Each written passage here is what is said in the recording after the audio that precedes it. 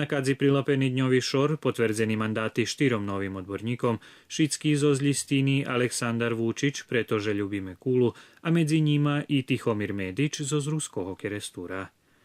Hlavna točka nješkajšej schádzky bola odluka o odsudzenju budovateljnej žemi zo javnej svojini opštini Kula německej kompaniji Vicenman.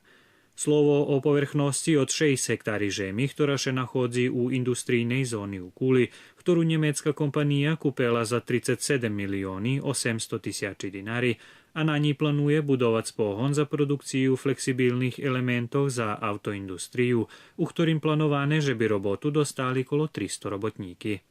Týž tak na nješkajšej schádzky prilapený predklad riešenia o výboru predsedateľa, zameníka predsedateľa i členoch stajemných robotných cieľoch skupštiny opštiny Kula, menovaniu komisii za utvrdzovanie názvoch ulíčkoch i odredzovanie švetoch opštiny Kula, jak i predklad riešenia o rozriešeniu i menovaniu členoch štábu za pozariadovo situácii opštiny Kula.